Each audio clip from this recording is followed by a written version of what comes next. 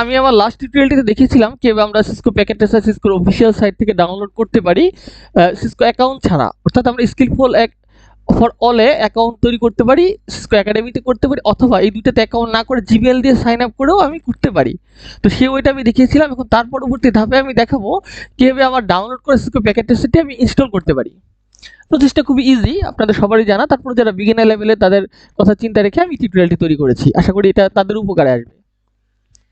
তো দেখুন আমার ডাউনলোড হয়ে গেছে Cisco packet tracer the latest version 8.2.1.118, যা আমি ডাউনলোড করেছি 13 আগস্ট 2023 রাত 11টা 21 মিনিটে। তো দেখুন আমি ডাউন ক্লিক করছি সেটআপের জন্য।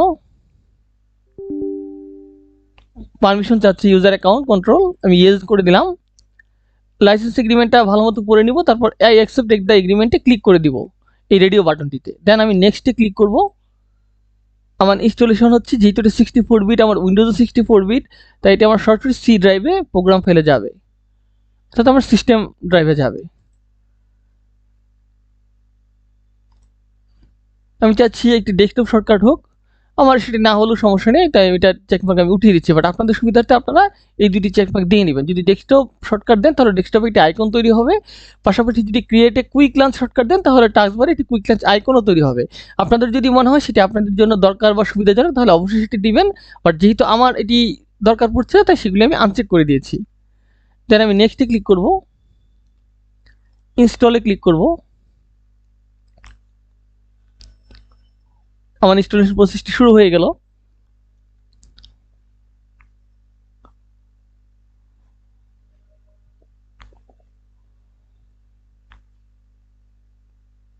ইনস্টলেশন প্রক্রিয়াটি চলমান।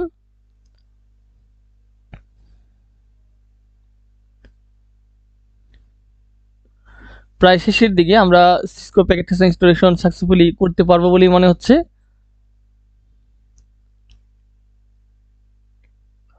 Installation successful, finish. আমি চাচ্ছি এটিকে মাল্টি ইউজার মোডে চালু করবো না সিঙ্গেল ইউজার মোডে। আমি মাল্টি ইউজার দিয়ে যাচ্ছি, যদি পিসিতে মাল্টিপল ইউজার অ্যাকাউন্ট থাকে বা মাল্টিপল ইনস্ট্যান্স আমার ইউজ করার দরকার পড়ে, সেই জন্য আমি ইয়েস দিয়ে দিলাম। সিসকো প্যাকেট ট্রেসারটি লঞ্চ করছি, এটা 2023 ভার্সন। হেল্প থেকে অ্যাবাউটে গিয়ে আমি আর ভার্সনটি দেখতে পাচ্ছি।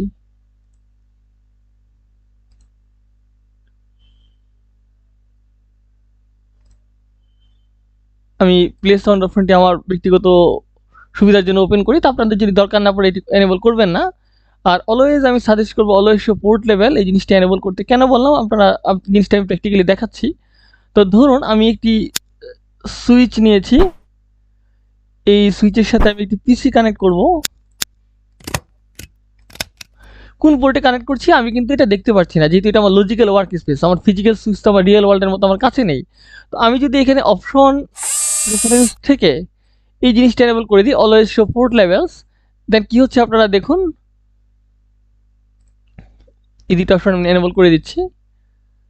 আমি কোন পোর্টে ডিভাইসটি কানেক্ট করেছি সেটা আমি এখান থেকে দেখতে পাচ্ছি, এবং পরবর্তীতে আমি যদি আরও কোনো ডিভাইস আমার অন্য কোনো পোর্টে কানেক্ট করতে চাই সেটিও আমি দেখতে পাচ্ছি। দেখেন আমি একটা কনসোল কেবল নিচ্ছি, RS232 রিকমেন্ডেড স্ট্যান্ডার্ড 232 পোর্টে কানেক্ট করলাম। দেন এখানে আমি যখন ক্লিক করবো আমার পোর্টের নামগুলি শো করছে, কনসোল আমি কানেক্ট করে দিলাম। তো আমরা জানি যে কোনো সিসকো ডিভাইসকে কনফিগার করতে গেলে, বিশেষ করে যেগুলি ম্যানেজেবল ডিভাইস এন্টারপ্রাইজ গ্রেড, সেগুলিকে কনসোল পোর্টের মাধ্যমে কনফিগার করতে হয়। ধরুন আমি এখানে একটি সার্ভার নিচ্ছি, আমি সার্ভারটি কানেক্ট করব সুইচের সাথে স্ট্রেট থ্রু কেবল দিয়ে। মনে রাখতে হবে যে সমজাতীয় ডিভাইস কানেক্ট করতে হয় স্ট্রেট থ্রু, মানে যে জিনিসটা সমজাতীয় ডিভাইস বা হোমোজিনিয়াস ডিভাইস সেগুলি কানেক্ট করতে হয় ক্রস ওভার কেবল দিয়ে, থিওরিটিক্যালি। বাট প্র্যাকটিক্যালি এখন এটা লাগে না। আর আমাদের যদি বিপরীত ধর্মী ডিভাইস হিসেবে কানেক্ট করি সেক্ষেত্রে আমাদের দরকার হয় স্ট্রেট থ্রু কেবল, যে কেবলটিতে আমি মাত্র ক্লিক করেছি, স্ট্রেট থ্রু। এর পোর্ট থেকে আমি এখানে যখন ক্লিক করব সেই পোর্টের নামগুলি শো করছে। আমি চাচ্ছি এটা ফার্স্ট ইথারনেট 2 তে ক্লিক করব।